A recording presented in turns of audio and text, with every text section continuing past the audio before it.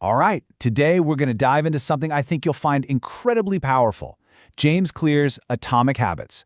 We're going to break down how the smallest, tiniest changes in your day can lead to absolutely remarkable results. You know that feeling, right? Especially when a new year rolls around, you set these big, exciting goals, you're full of motivation, and then a few weeks later, poof, you're right back where you started. It's a super frustrating cycle. But what if I told you the problem isn't you? What if it's just your approach?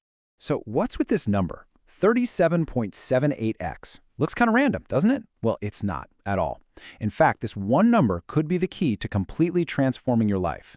It's what happens when you get just 1% better every single day for 1 year. Let's dig into how that actually works. Okay, so here's the magic behind that number. On one side, you see what happens when you make a tiny 1% improvement each day. It compounds, like interest in a bank account, until you're nearly 38 times better in a year. It's wild.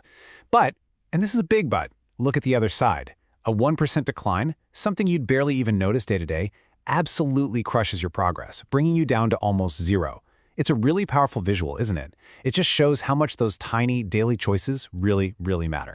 So, here's our game plan for today. We're going to start with that incredible 1% difference. Then we'll talk about a huge mindset shift, focusing on systems instead of goals. We'll hack the habit loop to see how it works, learn the 4 laws to take control, and then we'll wrap it all up by building your very first habit together. Sound good? Let's go. All right, first up, the 1% difference. You know, we have this tendency to think we need some huge earth-shattering moment to change our lives. But the truth is, we totally overestimate the importance of those big events, and we completely underestimate the value of just making tiny improvements every single day. The big takeaway here? Massive success does not require massive action. And this right here is probably the #1 reason why people fail. We expect our progress to look like a nice, straight line going up. You know, you hit the gym for a week and you expect to see a six-pack. But that's not how it works. Reality is this curve.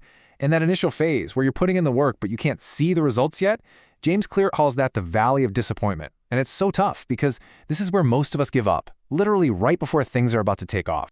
Okay, so if we know we don't need these huge actions, and we know we have to push through that tough valley of disappointment, what's the secret? What should we be focusing on? Well, this leads us to one of the biggest ideas in the whole book, shifting our focus from goals to systems. This quote says it all. Forget about goals, focus on systems instead. This is a total game changer, I promise you. Think of it like this. A goal is your destination, right? I want to run a marathon. But a system, that's the road you take to get there. It's your training schedule, your diet, how much you sleep. Goals are great for pointing you in the right direction, but it's the systems that actually get you moving. And you know, there are some real problems with being only focused on goals.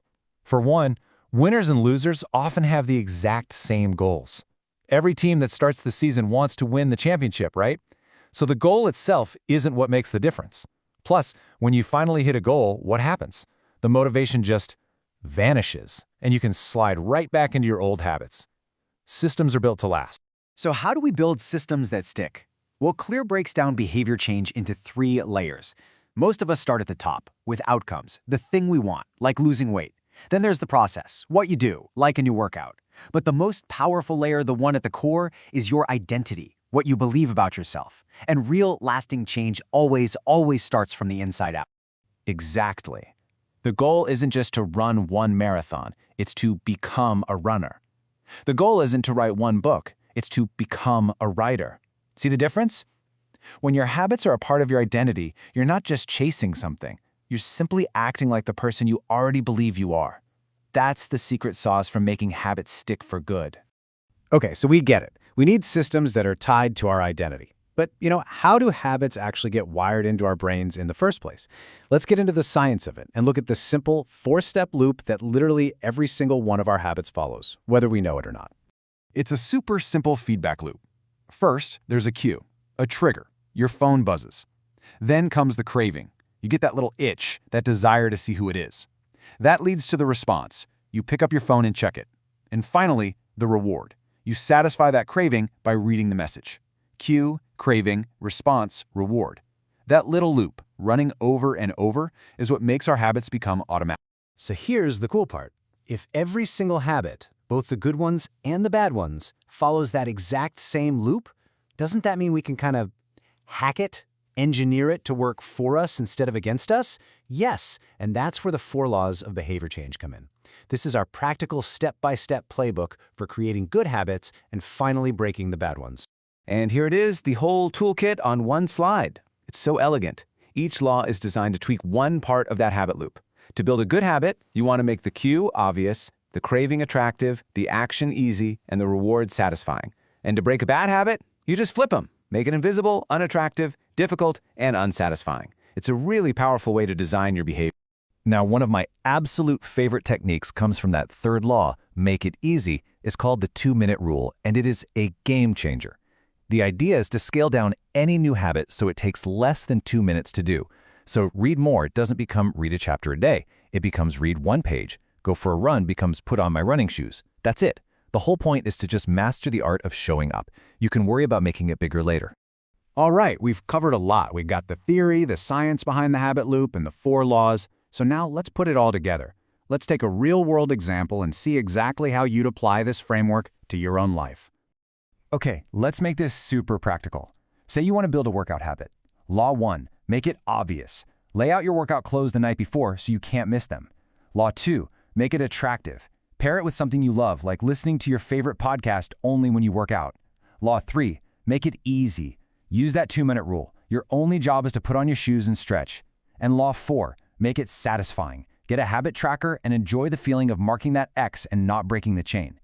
And for breaking a bad habit, like mindless social media scrolling, you just do the opposite. Make it invisible, unattractive, difficult, and unsatisfying. See how it works? And really, this quote sums up the entire philosophy. Success is the product of daily habits, not once-in-a-lifetime transformations. It's not about that one heroic effort. It's about the small, seemingly insignificant things you do day in and day out that compound over time and literally build the person you become. So what's next for you? With everything we've just talked about, the only question left is, what tiny habit will you start tomorrow? What's the 1% change you're going to make? What's your 2-minute rule going to be to start building the life and the identity that you really want?